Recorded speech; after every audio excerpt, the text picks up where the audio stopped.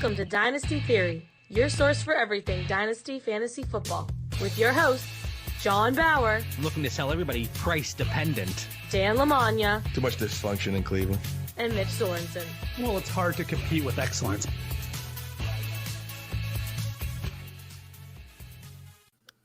Welcome back to another live episode of Dynasty Theory, a proud member of the Ross Tucker Football Podcast Network. I'm your host, John Bauer. You can find me on Twitter at The Bauer Club. We are fresh off of our NFL draft show special. I am joined by Dan Lamagna. That's at FF Coach Dan on Twitter. What's up, Dan? JB, excited for another episode. Still stoked about CeeDee Lamb as we were talking pre-show here. And my head's spinning a little bit, man. I got multiple, like you guys, rookie drafts going on, startups going on. And the amount I have pales in comparison to you. I'm surprised you're even here tonight. This is probably, I love startup season, but I think rookie draft season might be the only thing that outweighs that. And Dan, I showed you before the show here, but I got a new jersey here. I don't know if you can see the name over Gallup, but my old CeeDee Lamb jersey here. So I'm jumping on the bandwagon.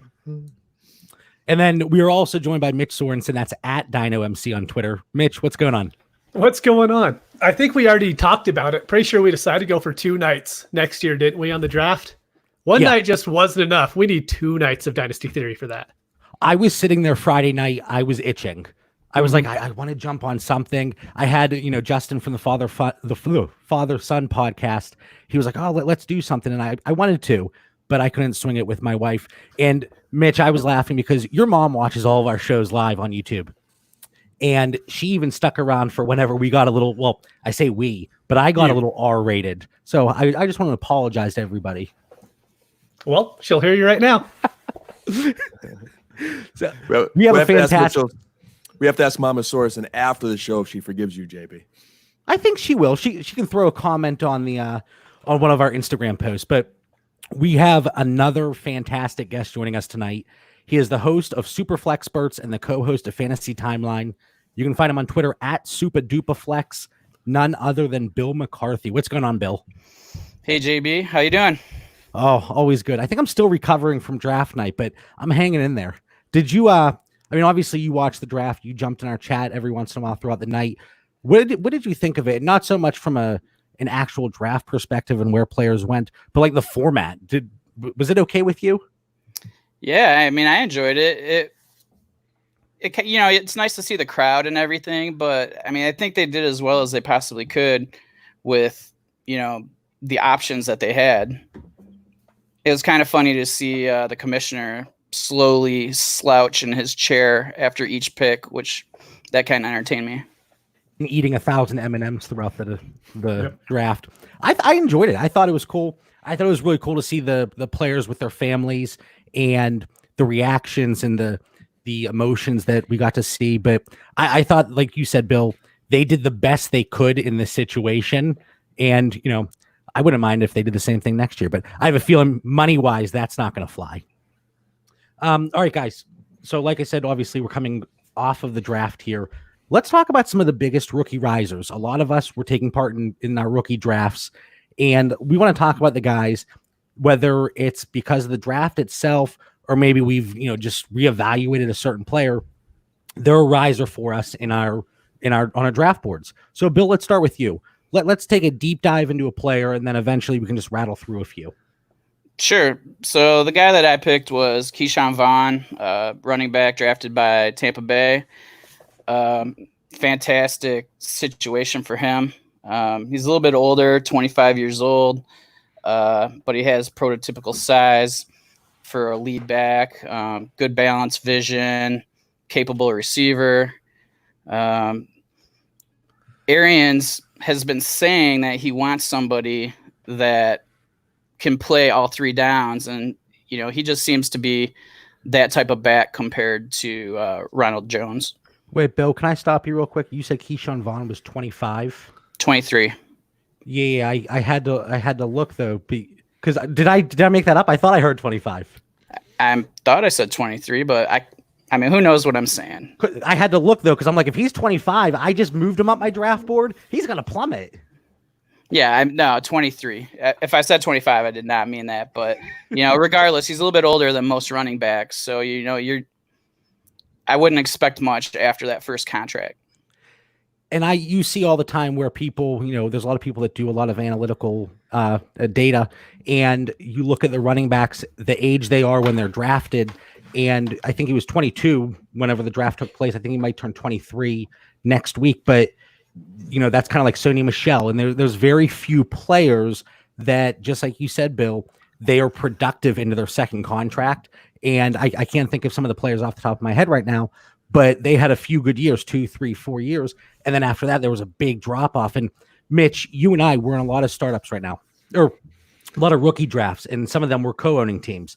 Mm-hmm. We've been chasing Keyshawn Vaughn since the draft. Yeah, every chance I've been able to get him, I've got him, whether I've had to trade up. There's some leagues where I just didn't have the firepower to trade up in the first round because my teams are awful. But all the rest of them, I've got him in 6 of 10 rookie drafts I've done so far. I've traded for him in when the startups had the rookies included. I've traded for him in those leagues already, and I'm trying to acquire him in a few more. But for his cost right now, people still like Akers above him. And I have no idea why someone would want to take Akers above him in the first place, but there's a big difference in value between the two. And I would much rather just have Vaughn at his cost. Up until 12 hours ago, I had Akers above Vaughn, and I'll admit it. And I actually had Akers above Dobbins pre-draft. But Dobbins has jumped up over Akers. Vaughn has jumped up over Akers for me. So now I'm sitting here, and I have Akers around running back 6. And just like you said, Mitch, he's much more expensive right now in startups. Mm-hmm. I've seen him go as high as 104. Or I keep saying startups. I have startups on the brain still. I'm never going to get over them. But in rookie drafts, I've seen him go as high as 104 in a Superflex rookie draft. And you don't have to pay that for Vaughn. We just got him 14th or 13th overall in one. Dan, you're in that league too. What do you think about Keyshawn Vaughn? Is there any concern or any hesitation that Ronald Jones is still going to get a decent amount of work? I mean, there's always some concern, in Tampa Bay, that they've been still praising Ronald Jones. How much is that is talk, and how much do they really believe? I have him and Akers pretty close together. I like Mitch's point of, depending on value and where they're going, but, Vaughn could be a nice pick there. And I'm a little surprised, JB, that, you're giving in and you're collaborating with Mitch here, because I do believe going in previous episodes, Mitch was the one that was singing the praises of Vaughn there and saying whoever gets that job in Tampa Bay is kind of my guy. That's accurate, correct, Mitch? You've been on that for a while. Yep. Yeah, without a doubt. I didn't have Vaughn anywhere close to where I have him now, but he got that spot. He has good draft capital, and whoever was going to go there, I was just going to put him up higher. That's just how it went. Ended up being Vaughn, so I'll buy Vaughn for his what I consider a discounted price right now, because if you look at him compared to the other rookie running backs, I'll take him 4 or 5 picks after the other guys. I like that some of the talented guys that we've been talking about for weeks really did land in some nice spots. Mm-hmm. With Tampa Bay, Mitch, you kind of claimed that Tampa Bay spot. He says, hey, whoever goes there, you're not a believer in Rojo. And then there's a talented running back that landed there. So kudos there, and I'm happy you got John to collaborate with you in the teams drafts that you're together with. See, I tell you guys all the time, and I tell the listeners, I don't give in a take lock. I will be the first to admit whenever I was wrong. And Mitch, you and I, we talked about Cam Akers how many times pre-draft, and I was one of the people that was making an excuse for him while his offensive line was bad. Let's see where he lands in the NFL. He lands into a somewhat crowded backfield with a bad offensive line. So you have to adjust. And I think I'm already seeing things. And Mitch, I sent you a screenshot from a tweet earlier today from somebody, and it said basically they weren't adjusting the value of a player because of their landing spot. And I said, that's take lock. And you want to avoid that. But John, a little later, we're going to talk about some receivers, and you're not cooperating with Mitchell here, who has some great insight and a mutual respect for a rookie that I have. And I'm struggling. So I was paying you a compliment on this one, but I think you're struggling with other guys. And I'll throw our rankings up on the board, and I know exactly who you're talking about. I'm looking at him on my screen here. Don't say his name yet. We don't want to spoil it. But yeah, I'm not touching this guy with a 10-foot pole here. But Bill, real quick before we move on to your other guys, Keyshawn Vaughn, Ronald Jones is still there. He's not going anywhere. Is there a concern in year one, or do you think this is another situation where it often happens with rookies that Keyshawn Vaughn's going to have to kind of grow into that role, and even then it still might be a timeshare? Well, I think there's going to always be a timeshare of sorts. but the fact that Rojo struggles so much with pass protection, I think that gives Keyshawn Vaughn just all the, plus touches, and that alone, maybe it's a 2/3, 1/3 type of thing where you're seeing Vaughn get 65-35. I'm very much comfortable taking him. Kudos have to him right. Sorry, guys. I just want to say kudos to Bill on that one there. He took the words out of my mouth as far as pass protection when it comes to those two running backs. We saw Rojo get in the doghouse last year of Bruce Arians and get benched. And Keyshawn Vaughn coming in as one of the better pass protecting backs, from what we've seen. So as long as he takes that playbook, that could be an edge. Bill, right now, and I don't know if you've really thrown together your rookie rankings and you're shaking your head no, but I'm going to put you on the spot. And I'm going to throw our rankings up here because especially Keyshawn Vaughn, we definitely vary a little bit. Dan, I think you have him. Where do you have him? Do you have him? You have him there at 112. But I'm right with Mitch. If you had to ballpark there, and Mitch has him there too, but if you had to ballpark where you have Keyshawn Vaughn in Superflex rookie drafts, where do you feel comfortable taking him?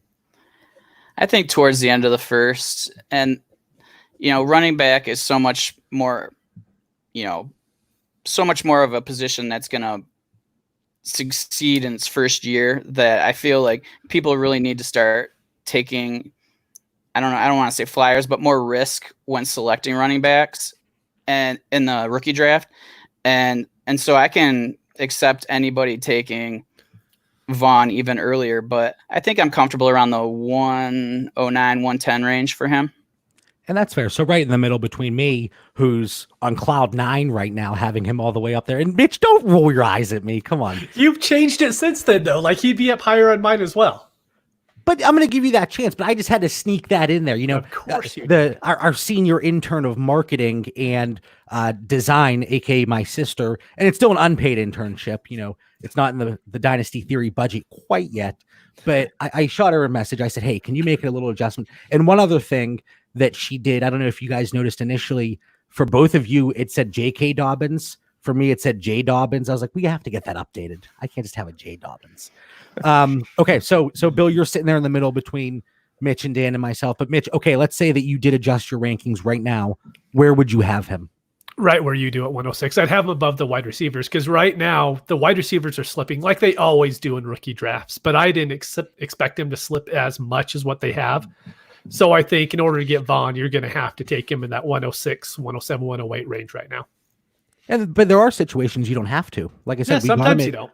Yeah. We got him at 113, and granted, it was a 14-team Superflex league, but we did get him a little bit later. And Mitch, I'm not saying that I had him at 106 initially because I did not. I had him, I think, at 112, maybe 111, somewhere around there. But I did adjust a little bit. So, Bill, who are a few of the other guys? And you can just rattle them off if you want to go into a little more detail. You can. Dan's throwing a timeout at me. What's up, Dan? I need a timeout first, JB. And I apologize, Bill. I don't have my challenge flag like I did in the draft show tonight. But I see you guys bumping Keyshawn Vaughn up there. And I agree with your analysis. And if you need a running back, I know you guys say if you adjust your rankings, you'd have them up higher than where you have them now. But I'm the guy in the league that's going to be very happy when Lamb or Judy slide to me because you took Keyshawn Vaughn. I'd rather trade for a running back, some platoon running back elsewhere, and take that long-term upside potential of the wide receiver. So I just needed the challenge flag out on you there, John. I can't bump Keyshawn Vaughn up to like a 106. I just can't do it. Now, let me ask you a question. And Bill, you made a really good point that running backs, obviously, there's a slightly better chance that they're going to be productive and, the usage in year one. I think oftentimes we see a running back, it's one of two things for rookie running backs. Either their value really gets boosted, Christian McCaffrey, Dalvin Cook, Joe Mixon, and then there's running backs like Ronald Jones, Kerryon Johnson, not really, but, Ronald Jones is probably the best example. If a running back doesn't produce in year one, their value plummets. Whereas with a wide receiver, I think it's a little more insulated, but you don't see as many of those spikes in the positive direction. And if you guys are seeing anything different, please correct me. But I think overall, and there's always going to be outliers, but overall, that's kind of what we see in general. So, yeah, you're taking a CD Lamb or a Jerry Jeudy. What really is the expectation for year one? Because I believe, and there's always different situations, league to league, league mate to league mate. But I believe that if I take a Keyshawn Vaughn and he does what I expect him to do in that offense and take over that role from Ronald Jones very early in the season, that you're going to see a value spike compared to CeeDee Lamb, even though I have my makeshift, I keep screwing this up, my makeshift Lamb jersey here, or a Jerry Jeudy, where Mitch says Drew Lock couldn't hit water if he fell out of a boat. But I think there's a better chance that a player like Keyshawn Vaughn, we see a spike in value and you're going to be able to reap those benefits. That's just my thought, though. Yeah, I agree. I think that's where the running backs are a little bit more, manic, I guess. They boomer bust type of thing. If they really produce, the value is just going to be crazy high. The wide receivers, you're a little bit more insulated in their value. If it's an AJ Brown thing, it's going to be crazy high. But even if it's not, and they produce moderately, it's going to be very similar to what their value is at the moment, and probably even a little bit more if they pop in a few games. So it's just a matter of risk reward and kind of what your risk tolerance is, I think. And that's kind of why I put him in the 110 range, because I still feel like I'd rather have Lamb and Jeudy over him. But I think you're in the majority there. People are going to listen back to this and think, well, those a-holes, Mitch and John, we're not going to listen to them from here on out. We're going to listen to Dan Lamagna because he's the wisest of them all here on Dynasty Theory. Bill, who are the other guys you want to rattle off here? Hold on, Wait, Dan, do you have another? This is your second time out of the night already. You have one more. I got to use the second one early. John, this is a Dynasty podcast, isn't it? Not a redraft podcast. Don't you want a guy that could be a superstar wide receiver, or do you want a running back that's going to be a decent running back till Tampa Bay takes someone else in a couple of years? We talk about the short-term values all the time, though. And going to startup right now, who's going early? Zeke's still going early. Barkley, CMC, they're the top of the list. And people are getting DeAndre Hopkins in the second round of Superflex startups right now. He still has at least 3 more really high-quality years. So, yes, JB, they're bell cow backs going top, not a platoon back. He's still a platoon in Tampa Bay. In your mind. I think that not he's my more... mind. Sorry, Coach Arian's mind. Go ahead, I Bill. kind of feel like he's a little bit more like Connor in a way. He's not going to be like the guy who has like real high draft equity. And I think there's always the risk of if he doesn't hit, he's going to end up in the situation like Connor is right now. Or Royce Freeman.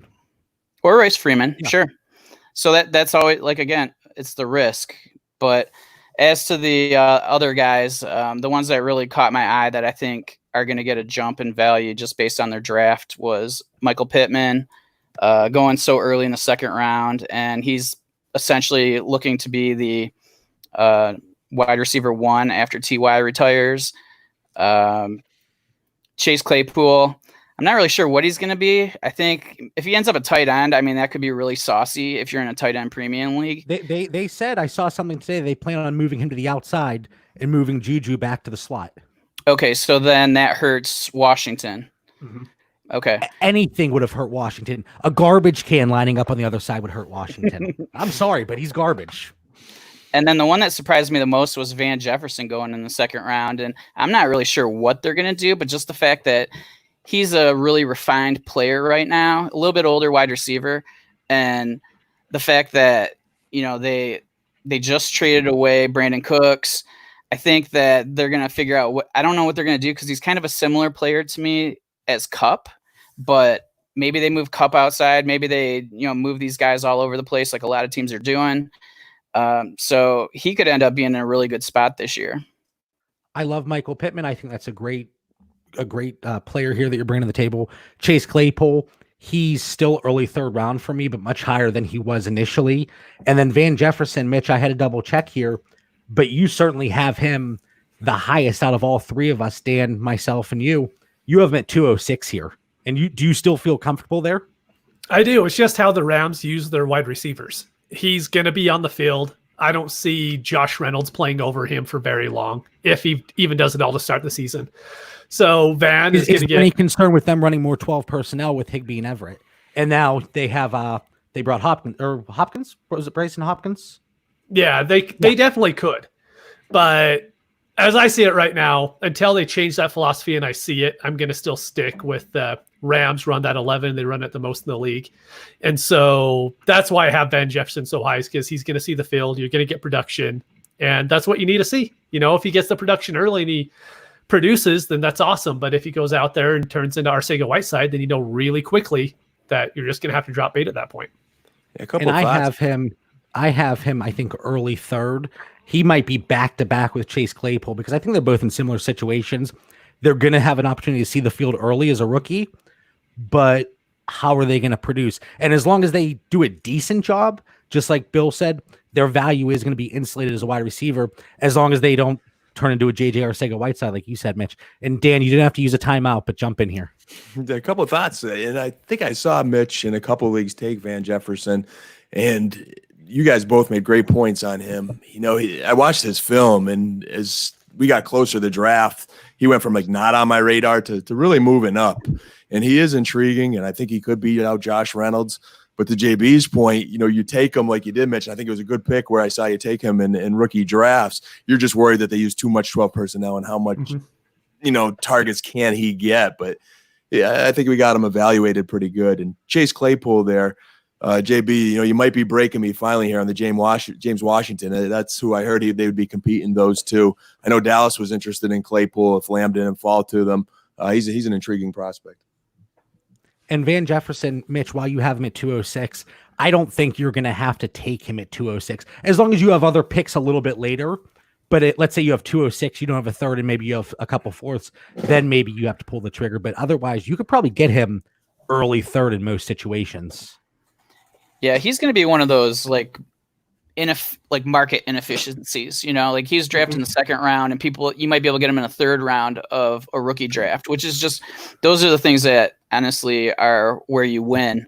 You can get these guys who are drafted way earlier in the actual NFL draft than your rookie drafts. Mm-hmm. Completely agree.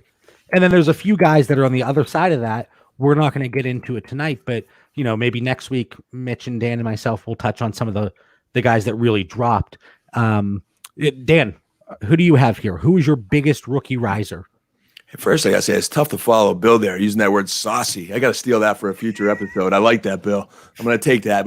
But don't put T.Y. Hilton into retirement on me too soon here. I got some shares, and it's a free agent season. I think he blows up this year, and then we'll talk about retirement in a year or two. But he's got to get paid first. But my biggest riser would be Clyde Edwards-Helaire. In our past episodes, we mostly talked about DeAndre Swift and Mr. Taylor over there, who both, still have good landing spots, and they're up there on our list. I saw some analysts like Helaire and kind of snuck him in, but we didn't talk about him as much. And I just think he got the prime opportunity in Kansas City. Coach Reed isn't a big draft running backs high guy, and here he uses first round capital on a running back. I think D will play a little bit this year. We got temper expectations to a degree, but man, a piece of that Kansas City offense, D will probably get in the doghouse or injured at some point, and I think it'll be the Clyde the Glide show there. As far as the other running backs, good situations, but I think in Indianapolis, I think Marlon Mack still has just one season being his free agent year where, I think you got to temper expectations just a little bit on Taylor just for one season, and then I think he's going to be the man. And then, Swift, I don't know, Mitch, if you're worried a little bit about those Detroit backs offsetting each other a little bit. So I love where Clyde Edwards-Helaire landed and his potential as an RB1 this year. And I don't think he was an RB1 all along for us guys. It's funny because I threw a tweet out on Twitter yesterday, and it started out with, I really like Clyde Edwards-Helaire. He's my 102, even in Superflex rookie drafts. But I think people need to temper their expectations for year one because Damian Williams is going to be a little bit more involved than people would like. And you have people jumping in saying, yeah, well, he's still going to be one of the top running backs. I said, it says I have him at 102. Like, what more do you want? But because you say Damian Williams, people get all hot and bothered and pissed off. Mitch, you were probably the biggest Damian Williams supporter outside of his immediate family last year, right? Oh, easily. I think that's fair to say. Yeah. So how do you see him impacting Clyde Edwards-Helaire in year one? Because again, obviously we're talking about dynasty, but the short-term outcomes, they do play a role in impact dynasty values. Yeah, I definitely think they're going to split the backfield this year. I would be shocked if it's, any more split than 55-45 one way or the other. I bet it's really close unless one of them gets injured, like Dan mentioned. But you still have him. I have the rankings up here. You feel comfortable with him at 101 right now? Yeah, because here's the thing. Every single rookie running back this year is in that situation. The one that probably has the best chance of getting out of it is Keyshawn Vaughn. Cam Akers, no one talks about it, but Malcolm Brown can end up starting over him even before Darrell Henderson does. You have DeAndre Swift. Kerryon Johnson is going to share touches with him the whole time. Jonathan Taylor, they're not going to take Marlon Mack off the field. They're probably not going to, and they're definitely not going to take Nyheim Hines off the field on third downs. And so it's just one of those situations too where all the backs got great landing spots, but they're going to have to compete with the running backs that are on the roster already. So 2020, I think this is built in with every running back that's there. That's why I mentioned on your tweet that you put out that you could change that name to Jonathan Taylor, DeAndre Swift. It doesn't matter. It's going to change. I saw your tweet and I was ready to bicker back and forth with you, but I think I just hit the like button and I walked away. I put my phone down. I probably, poured myself a nice cold beverage. But the expectation, at least in my mind, Marlon Mack is still going to be involved. Mm-hmm. Cam Akers is going to see competition, and that offensive line isn't great. Kerryon Johnson's going to cut into DeAndre Swift. But I think a lot of people do believe that Clyde Edwards-Helaire is the guy in Kansas City, and I think that's something we just have to temper our expectations. Damian Williams, he's like that pesky gnat, and you just keep trying to swat him away, but he keeps coming back. Yeah, offensive familiarity and pass protection will keep him being that gnat for a little while there, and that's going to be the key for Helaire is just picking up the pass protection, showing he can protect that very soon-to-be expensive investment in Kansas City and Patrick Mahomes. And if he does that, he has just the best landing spot with that Super Bowl offense. And, John, you did a great job of analyzing the other back situations. There's more questions there than there is in Kansas City. Guys, what was the over-under tonight on the times Dan said pass protection? Because I think we hit the over already. Rookie running backs, man. They got to show me some pass pro. Yeah. He's all about pass protection. All right, Bill, Clyde Edwards-Helaire. Let's say compare him to Jonathan Taylor. Right now, you're 101 in a, let's say, one quarterback league. Who are you pulling the trigger on first? I'm going to take CEH. I think that just the fact that he's a pass catcher increases his value so much more than Taylor. I mean, I love Taylor. I love his situation. I mean, it's a perfect team for him to land on. But you could say the same thing for Edwards-Helaire. And I'm always going to defer to the pass catcher when I'm tie breaking. So, yeah, I don't think that there's much question that he's the number one now. And the fact that Damian Williams is on the last year of his contract, I believe, and so is Marlon Mack, we are going to, I think, see the teams use those guys more just because they can run those guys down and they don't really have to worry about it next year. So, yeah, but no question it's CEH right now for me. This is one of those situations, and it's kind of a cop-out, but I wouldn't argue with anybody that has Clyde Edwards-Helaire at 101. I think they're both going to be in fantastic situations, especially in 2021. But for me, I'm still leaning Jonathan Taylor. But again, I'm not going to argue with somebody that goes Clyde Edwards-Helaire. Dan, who are some of the other guys? And I'm looking at your list, and for the most part, I think you got it right.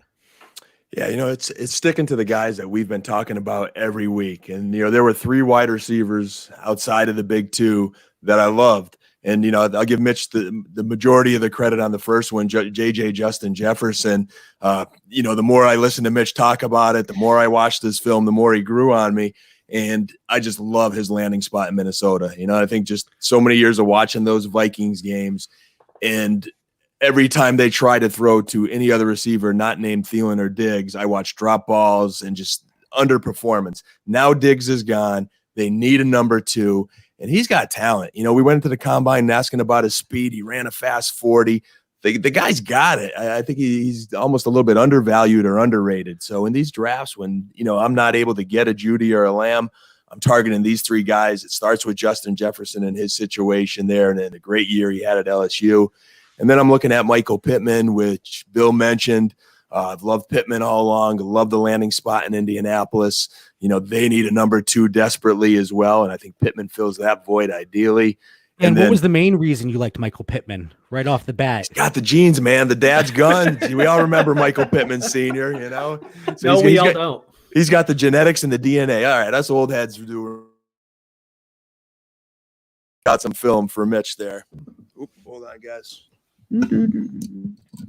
Mitch must not have gotten so fired up. My mic unplugged. Mitch must not have gotten those games out there in Utah. No, that's right back when we got San Francisco and Oakland, and that was it. I'm surprised the Utah guy wasn't on Mitch's list, but we'll get to that. And my last guy is the one Mitch and I are wise to, and I think Bill is, and we're going to have an intervention here tonight on the Dynasty Theory podcast with you, JB. Laviska Shenault, man. This guy is talented. He will find a way to stay healthy, and he got the ideal landing spot in Jacksonville. Outside of Shark, I think Dede is not the guy. He's not the number 2 that they thought he was going to be. Don't feed me Chris Conley. He got the ideal spot for Mitch's boy Gardner Minshew there. Mm-hmm.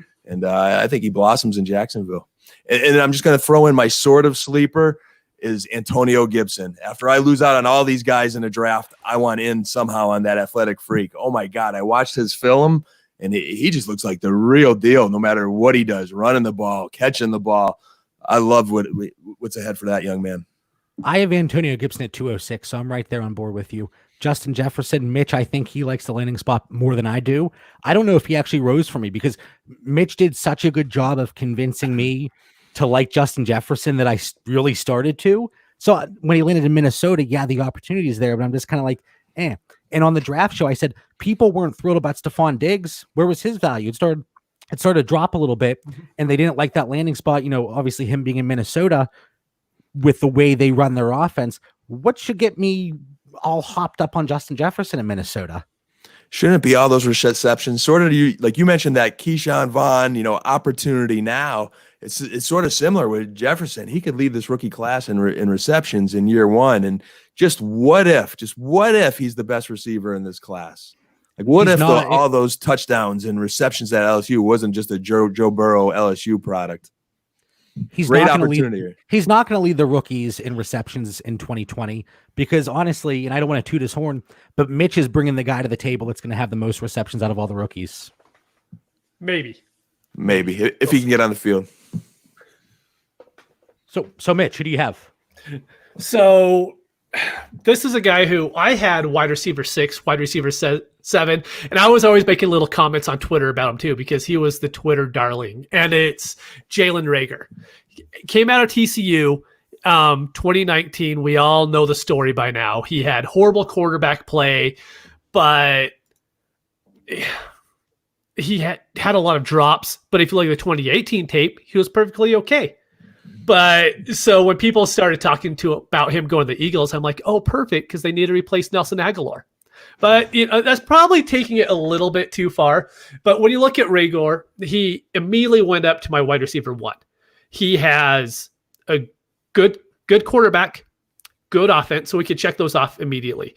He has to compete with Deshaun Jackson and Alshon Jeffrey to get on the field because we brought up that 12 personnel with Van Jefferson. Problem with the Eagles is they run it the second most in the league right behind Minnesota.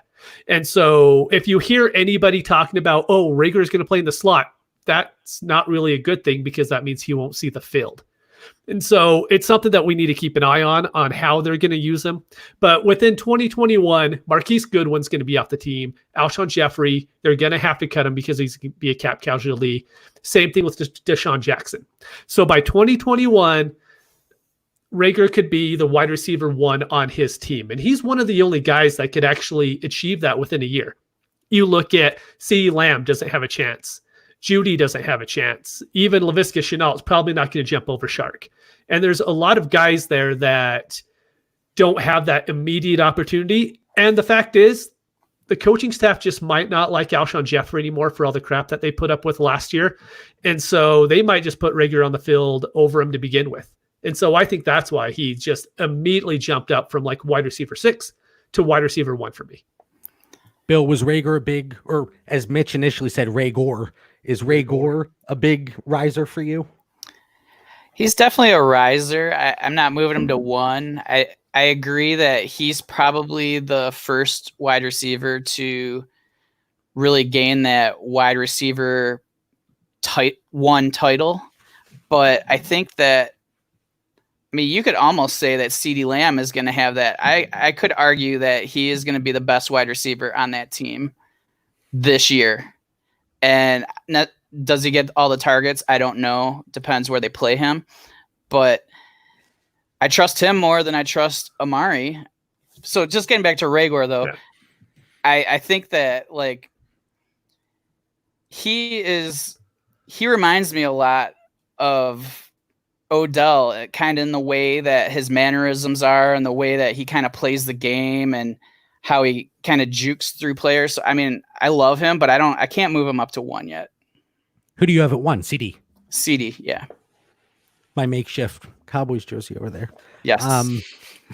You know, and it is, Mitch, that's a really good point. The amount of 12 personnel that the Eagles are running, Goddard's going to be on the field. Ertz is going to be on the field. Yeah. Alshon and Goodwin, they might make it a half before their first injury, but I do think Rager is going to get an opportunity here. And then you have 2 other receivers. One of them I absolutely agree with. The problem I ran into is I put my players down after these guys did, and they took all the good players. So I'm like, who's left at that point? I said Mims, but Mims is pretty much going where he is already. He's going the very first part of the second round, which is fair. He got great draft capital. He got a great spot. That makes sense. But the one that I chose that I really want to talk about is Devin Duvernay. We talked about Van Jefferson, how you could get him from the 205 probably until the 308. Devin Duvernay is the exact same, but Duvernay walks into such a great situation in Baltimore. They have He might get 10 targets this year. And then he would still get like a 48% target share at that point. But the Ravens only have Hollywood Brown as a wide receiver, and then they have like Seth Roberts and just a whole bunch of middling guys that probably aren't going to see the field. So Duvernay could immediately see the field, and it just gives him a chance to get production off the bat. And in that offense, guys are going to be running open as long as Lamar Jackson actually attempts to throw the ball. And so he's just a guy I'm willing to take a chance on at 205, 206, 207, somewhere around there. You know, if it ends up being 301, you could probably get him there as well. But he's a guy that I'm willing to go out and acquire a lot of shares of, because as I look at it, those guys that are in the middle of the second round on, I just want a lot of shares of one guy. And if he hits, then I'm in really good shape, because the odds are a lot of these guys are just going to burn out. So if I could get a lot of shares of the one guy that hits, cool. If I get a lot of shares of the one guy that doesn't hit, oh, well, other people are probably messed up on their picks as well.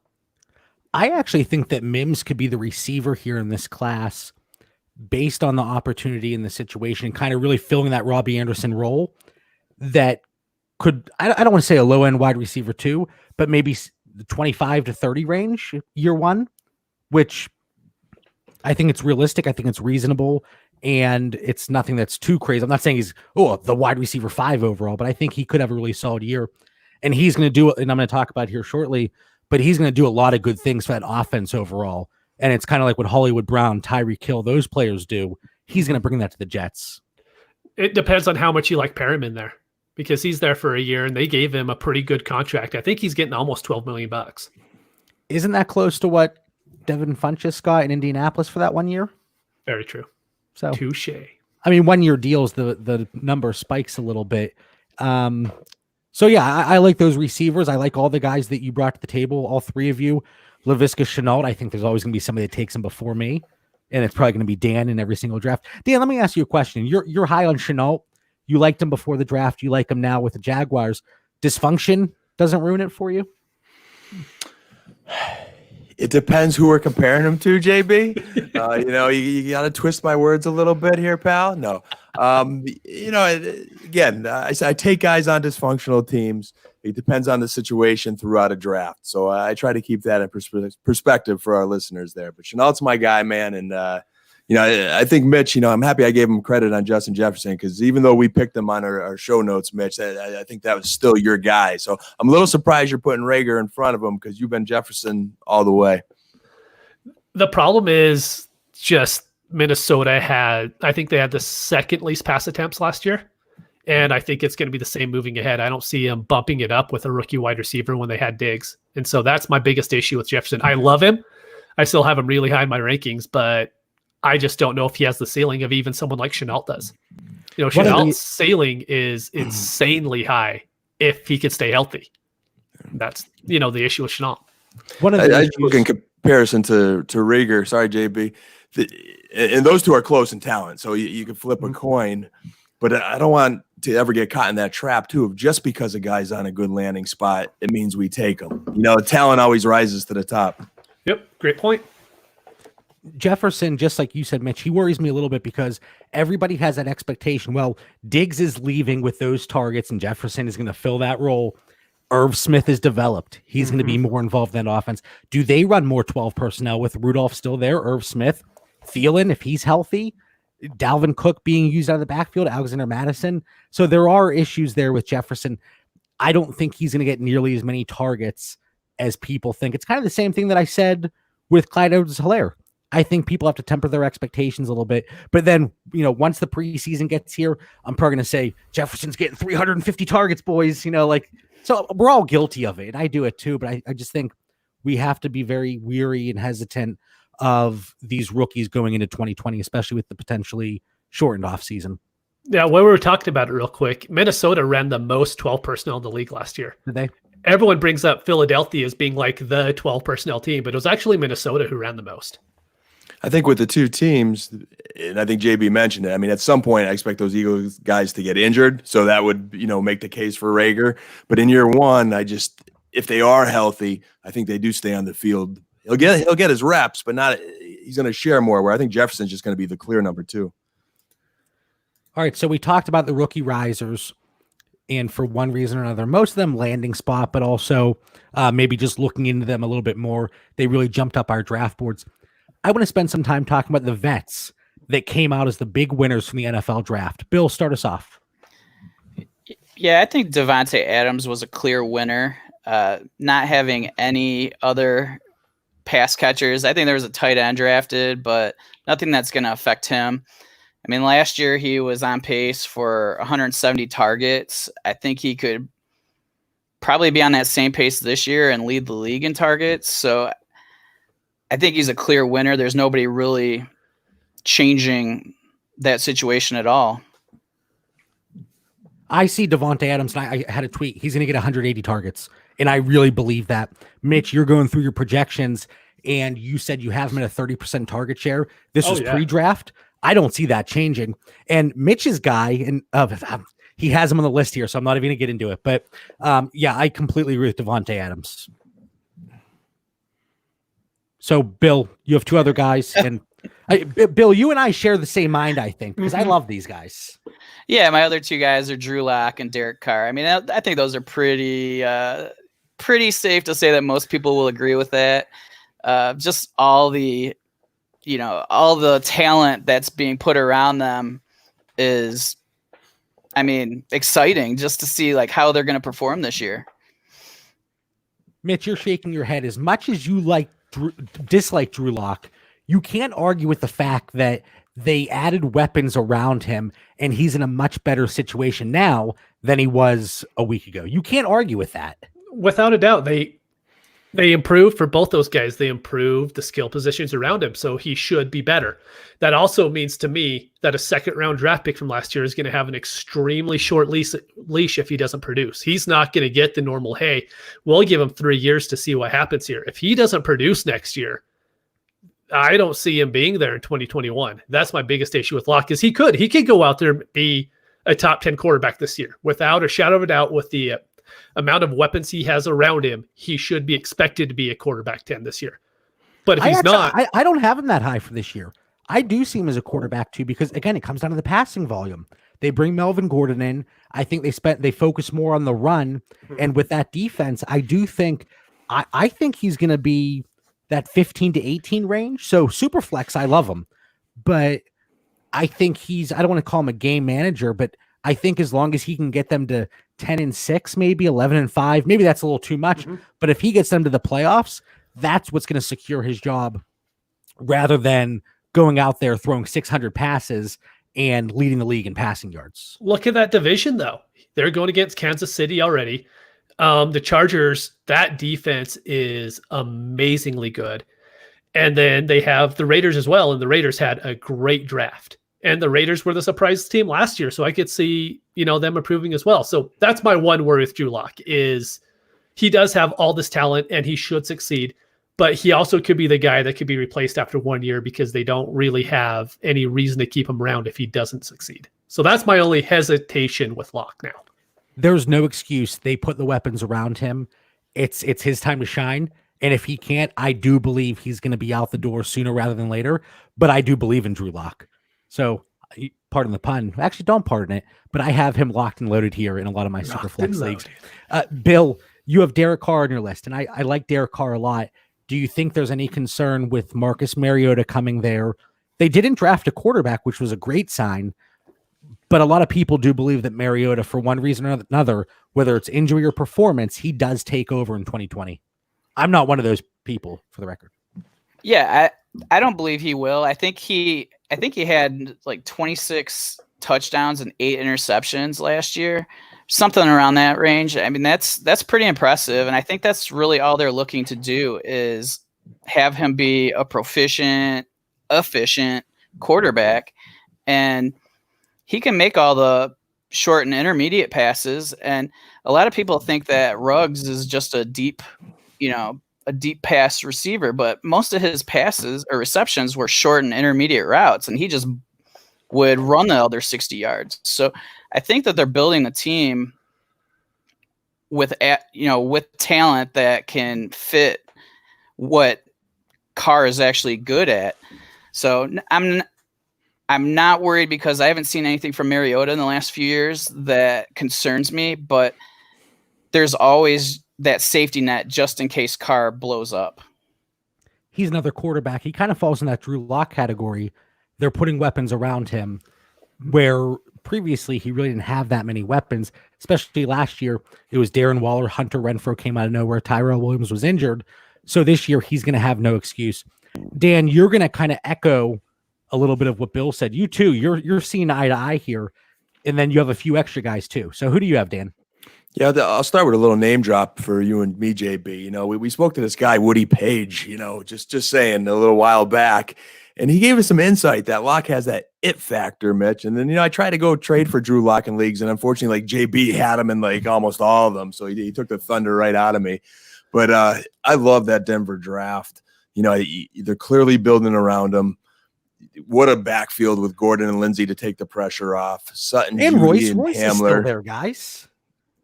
So anyway, Noah Fant. There's a lot of weapons.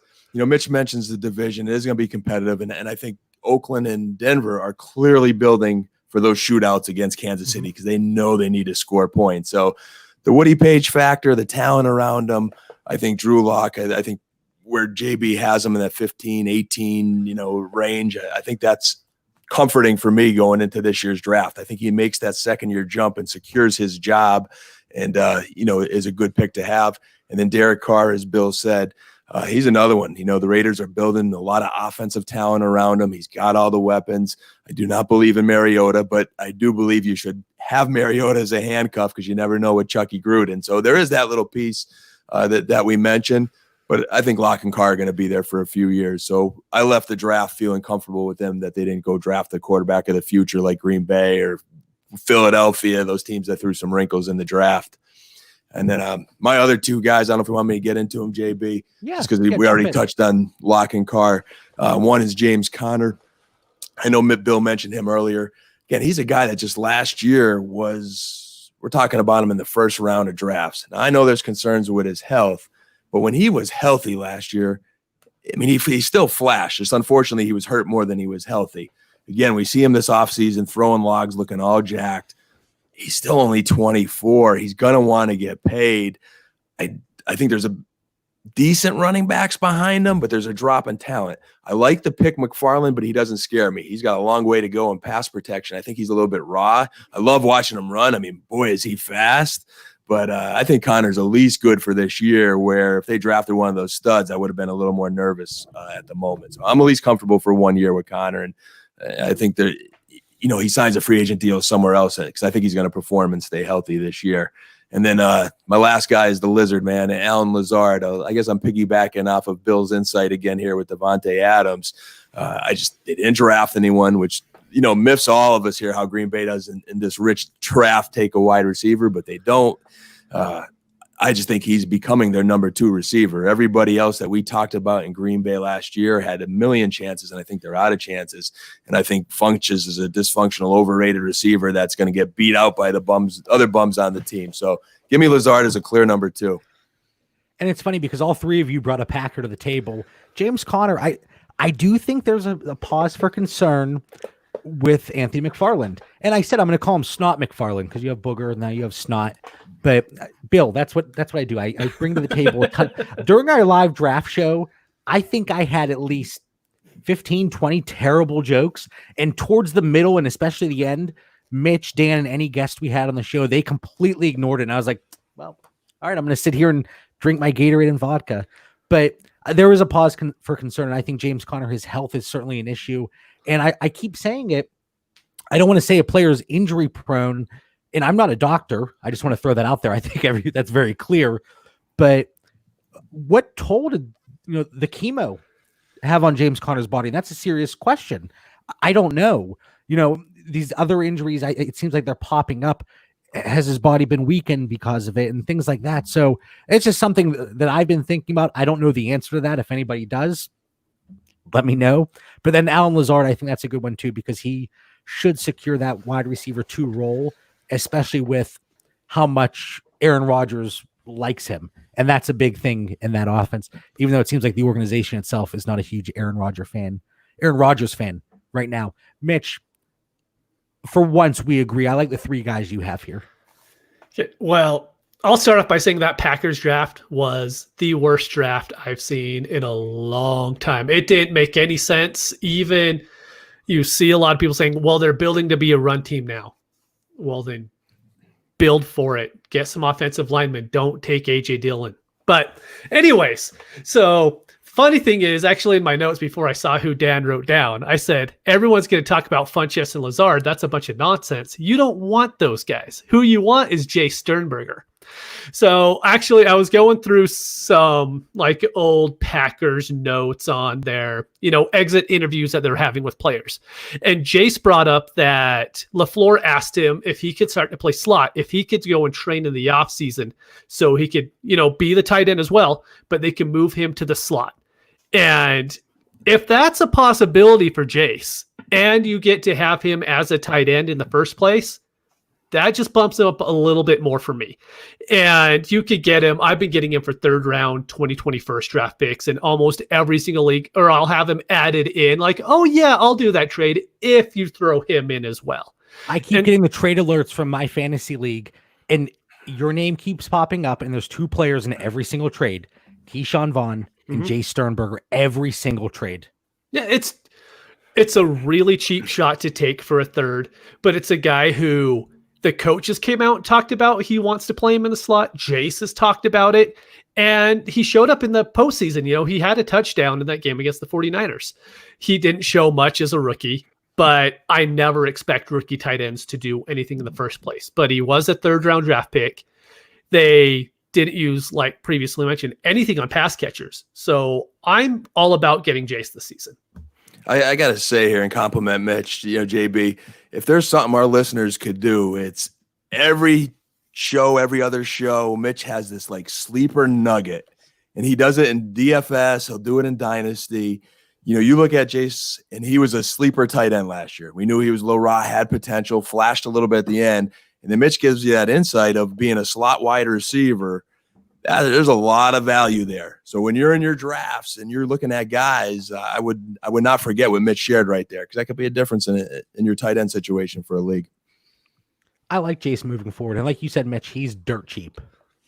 Yeah, he's pretty much free. And then the other guys I was going to bring up, and thanks for that, by the way, Dan, but I was going to bring up Minshew, pretty much the exact same thing as Locke and Carr. They didn't bring in any competition for him, even though we heard they're going to bring in Tua. They probably were going to trade up for Burrow at some point, so they didn't have to play Minshew. But he's also a guy who has this year to prove it. If he doesn't prove anything this year, he is gone.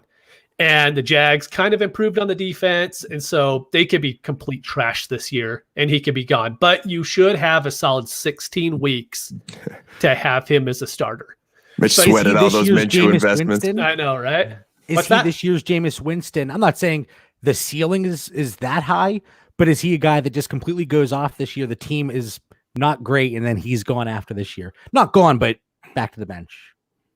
Could be. If the team sucks and they end up getting the top 3 pick, they're going to end up taking Lawrence or someone else. They just don't have enough invested in him. So they're going to have to end up being 7-9, 8-8. That drops them too far down in order for them to be able to draft a quarterback. And pretty much what Oakland did last year with Derek Carr. Exactly. They got to 7-9 and we're going to keep him one more year. And Miami almost screwed that up too. Miami almost screwed up getting Tua. And then the last guy I was going to bring up is Le'Veon Bell, because that whole Jets offense now turns into a buy. They upgraded their offensive line through free agency and through the draft. They have Crowder already. They have Mims. They have Perriman. Sam Darnold is a good young quarterback. He's younger than Burrow, guys. He's still really young. Le'Veon Bell is going to get all the volume. He is going to be a top 5 running back in volume again this year. There's nobody behind him on the roster. We don't have to worry about anyone coming in, a rookie. I mean, P. Ryan isn't going to come in to take touches away from Bell. So they're going to give him all the touches again, and we'll see how it works. Maybe he only gets 3.1 yards a carry again, and he sucks. But he'll be getting that volume every single week, and that's pretty big to me. And based on his contract, if you look at it, there's minimal dead cap after 2020. I think it's about $4 million in dead cap for 2021 and maybe $3 million in 2022. But there's a really good chance that he's not a New York Jet after 2020. So if that's the mindset, why not run him into the ground a little bit? He might actually have some running lanes this year. So if that's the case, at least you get a little more value than you did a year ago. And a last note on Minshew there, JB, I agree with you. I'm not high on his long-term potential, but if you do own him, as Mitch does in some leagues, you're relieved. He's definitely safe for 1 year. We have a comment here from our friend, the Duck. Stop knocking my former Oregon Ducks. Listen, we're equal opportunity haters. We'll hate on everybody, including the Ducks, and I apologize for that. I have a few guys here, and as always, this isn't going to surprise anybody. My list is longer than anybody else's, but I'm just going to run through. I'm not going to elaborate. Sam Darnold, Miles Sanders, and Boston Scott. I think they're both huge winners. Christian Kirk, Jordan Howard, at least for 2020, because I'm not Matt Breida. He is much better than the alternative. I would have preferred they didn't bring anybody in, but they didn't take DeAndre Swift, and Matt Breida is not DeAndre Swift. And then for 2020, Todd Gurley. He's going to pop off. He's going to get used so much, whether it's the passing game. We look at Devontae Freeman. He had over 70 targets last year. Todd Gurley's better than Devontae Freeman, even with 2 bad knees. So I think Todd Gurley, there's going to be another sell window, multiple sell windows mid-season here, that if you're looking to unload him on your dynasty roster, there's going to be at least 1 or 2 chances here. Any issues, guys, with those guys? The perfect list, I think. And you can say that. That's all right. Bill, I've heard these other guys talk about it. How do you feel about Gurley and his knees? I wonder if his knees weren't as bad as they were made out to be, and that offensive line was just so trash. It didn't really matter who they had behind it last year, because some of those plays, Gurley looked like the old Gurley last year. So I was just wondering your take on him. I think in spurts, he's the old Gurley, but I still think his knees are a problem. I don't think we're ever going to see him play a whole season at that level. So I think they need to either just do certain games where they feel they really need him, or they're going to only use him in a committee. But he did look good towards the end of the season. I agree with you. Again, that's another issue, is these running backs at the end of the season when they're looking better, especially if they weren't used a lot early in the season. That's a concern, just because they're going up against a tired defense. Mm-hmm. So, I mean, I like Gurley this year, but I'm not paying, running back 1 prices. I mean, I'm looking at something in the middle of maybe an RB2 for him. If it's an existing league, I'm not going out and buying him. Absolutely not. But I think just the veterans that came out as a big winner from the NFL draft. How many times, Mitch and Dan, did we say they're going to get J.K. Dobbins? They're going to get Cam Akers. They didn't take anybody. So Todd Gurley, for me, he's a big winner here.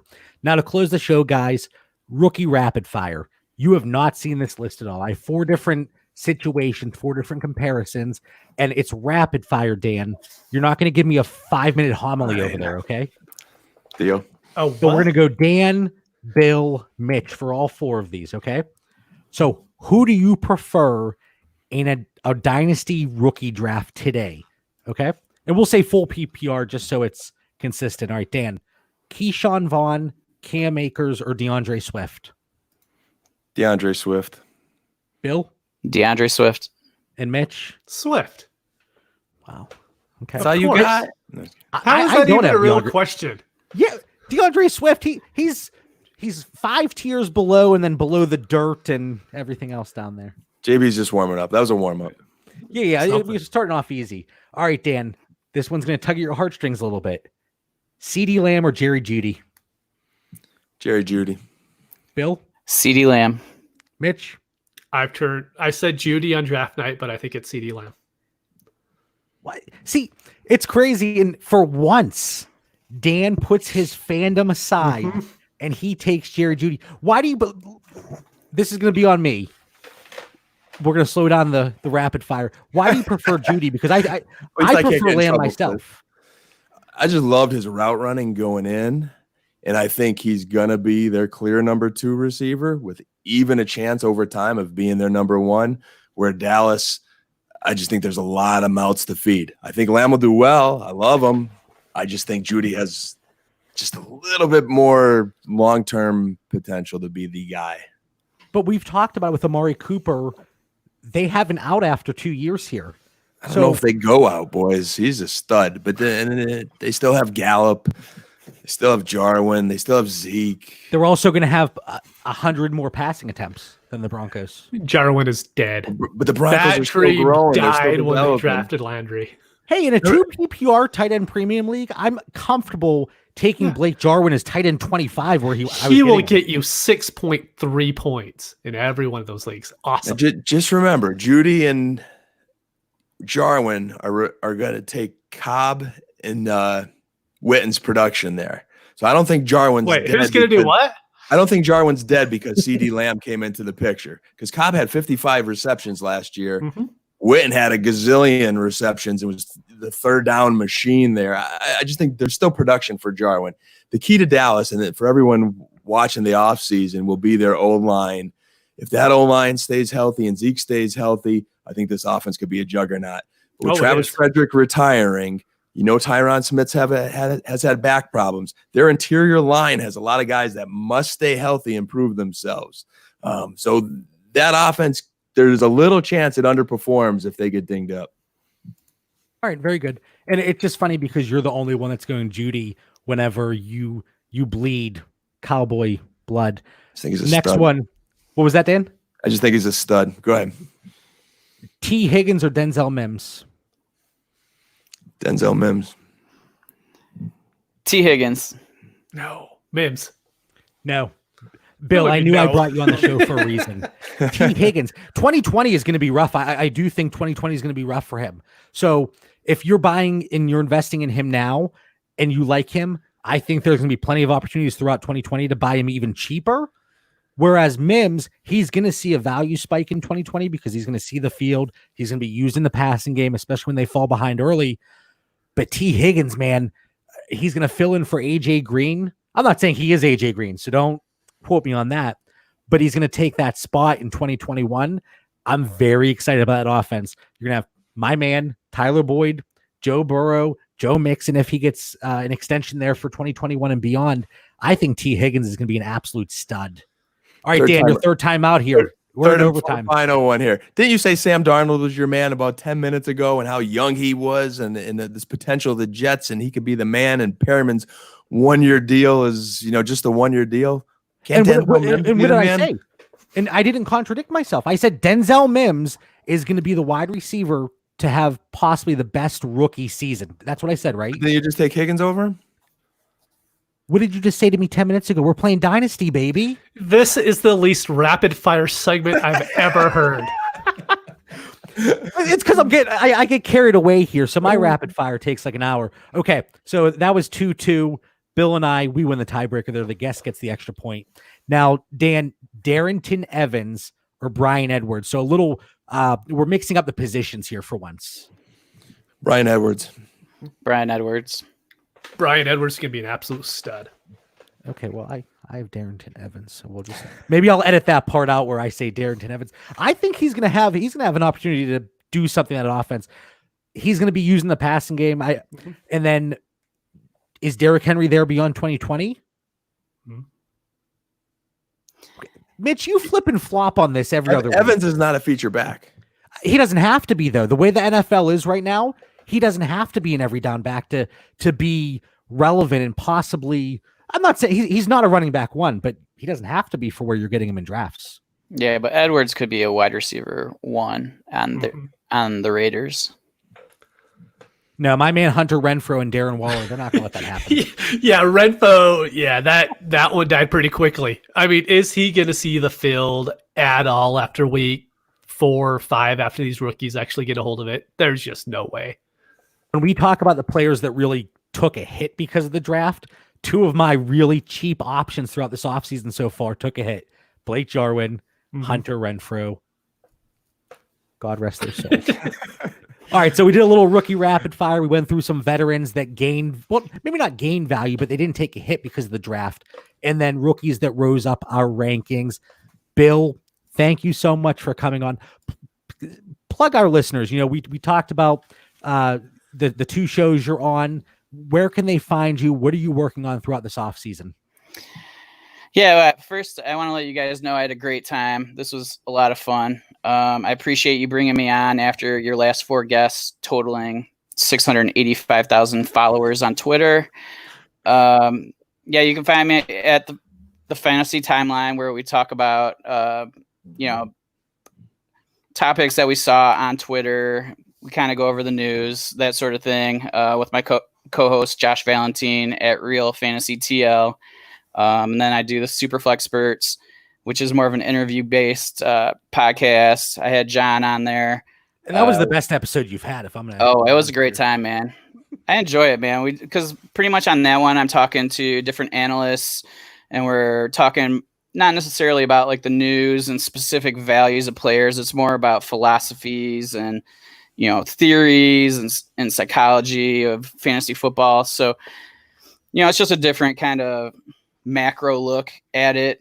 And that's pretty much it. I do quarterback review for the Rookie Digest. So finish that up, and I have to do the post-draft analysis. So that's pretty much what I'm working on next, is reviewing some of these quarterbacks that I did not review beforehand. So yeah, that's it, man. And I have so much fun talking to you guys, and thank you so much for having me. Next year, we're going to have to get you on our draft show when we expand to 2 nights. It was hectic, but it was so much fun. And I'll try to keep it maybe not PG, but maybe just PG-13 at least this year, because it may have gone a little R-rated. And Dan, he kind of, shook his finger at me. Hey, Mother's Day is coming on the 10th, pal. I can't have you getting the moms fired up that listen to the show like you've been. I would never want to do that. But Bill, you're doing fantastic work there with the Fantasy Timeline and the Super Flex Spurts. And I love the format. And, just like you kind of said, coming on our show, I had an absolute blast whenever I jumped on with you. Just very light, but still informative, talking about the different topics. So keep doing what you're doing. We want to thank everybody for tuning in. Find us on Twitter and Instagram at Dynasty Theory FF, and subscribe to the YouTube channel Dynasty Theory. Be safe and have a great night.